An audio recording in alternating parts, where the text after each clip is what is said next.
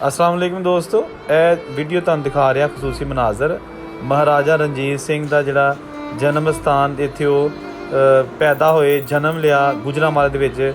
ਇਹ ਬਾਰਿਸ਼ਾਂ ਦੀ ਵਜ੍ਹਾ ਦੇ ਨਾਲ ਉਹਦੀ ਛੱਤ ਡਿੱਗ ਪਈ ਹੈ। ਇਹ ਜਨਾਬ ਛੱਤ ਜਿਹੜੀ ਹੈ ਨਾ ਤੁਸੀਂ ਦੇਖ ਰਹੇ ਹੋ, ਇਹ ਬੈਰੂਨੀ ਮੰਜ਼ਰ ਹਵੇਲੀ ਜਿਹੜੀ ਸੀ ਮਹਾਰਾਜਾ ਰਣਜੀਤ ਸਿੰਘ ਦੀ, ਤੇ ਇਹ ਜਨਾਬ ਸਾਰਾ ਮਲਬਾ ਡਿੱਗ ਪਿਆ ਦੇ ਅੰਦਰ। ਇਹ ਇਹਦੇ ਚਾਰੋਂ ਤਰਫ ਜਿਹੜੇ ਤਜਾਵਜ਼ਾਤ ਬਣੀਆਂ ਨੇ, ਘਰ ਬਣੇ ਨੇ, ਬਨੇਰੇ ਛੱਤ 'ਤੇ ਖਲੋ ਕੇ ਇਹ ਉਹਦੇ ਤੁਸੀਂ ਮਨਾਜ਼ਰ ਵੇਖ ਰਹੇ ਹੋ। ਤੇ ਇਹ ਹਵੇਲੀ ਜਿਹੜੀ ਹੈ ਨਾ, ਇਹ ਗੁਜਰਾਂਵਾਲਾ ਸ਼ਹਿਰ ਦੇ ਵਿੱਚ ਕੋਲ ਦੇ ਸ਼ੇਰਾਂਵਾਲਾ ਬਾਗ ਵੀ ਹੈਗਾ। ਤੇ ਇਹ ਬਾਰਿਸ਼ਾਂ ਦਾ ਸੀਜ਼ਨ ਹੈਗਾ, ਜਿਹਦੀ ਵਜ੍ਹਾ ਦੇ ਨਾਲ ਇਹ ਹਵੇਲੀ ਸਾਰੀ ਮਲਬੇ ਦੇ ਢੇਰ ਜਿਹੜੇ ਨੇ ਥੱਲੇ ਲੱਗ ਚੁੱਕੇ ਹੈ।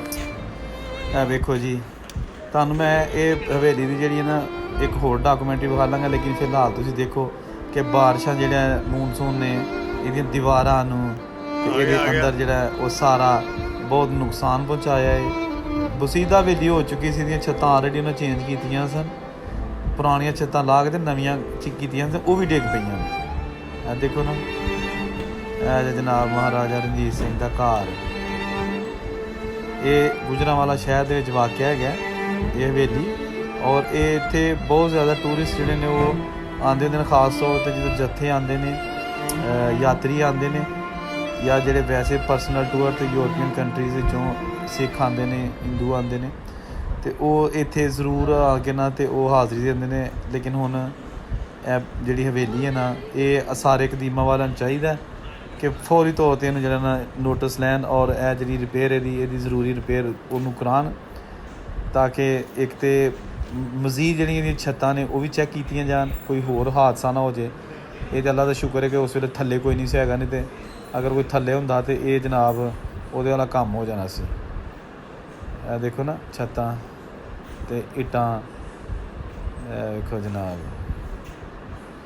ਮਹਾਰਾਜਾ ਰਣਜੀਤ ਸਿੰਘ ਜਨਾਬ ਇੱਕ ਦੌਰ ਸੀ ਕਿ ਉਹਨੇ ਆਪਣਾ ਇੱਕ ਨਾਂ ਬਣਾਇਆ ਸੀ, ਠੀਕ ਹੋ ਗਿਆ, ਪੂਰੀ ਜਗੀਰ ਸੀ ਬਰਸਗੀਰ ਦੇ 'ਚ ਉਹਦੀ। ਉਹਨੇ ਬੜੇ ਹਮਲੇ ਕਰ ਕਰਕੇ ਕਾਮਯਾਬੀਆਂ ਹਾਸਲ ਕੀਤੀਆਂ, ਅੰਗਰੇਜ਼ ਆਉਣ ਤੋਂ ਪਹਿਲਾਂ ਖਾਲਸਾ ਰਾਜ।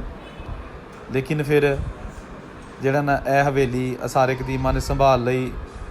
ਫਿਰ ਹੁਣ ਮੂਨਸੂਨ ਦੇ ਵਿੱਚ ਆ ਕੇ ਅਤੇ ਇਹਦੀ ਜਿਹੜੀ ਹੈ ਨਾ ਉਹ ਟੁੱਟ ਫੁੱਟ ਹੋ ਗਈ ਹੈ।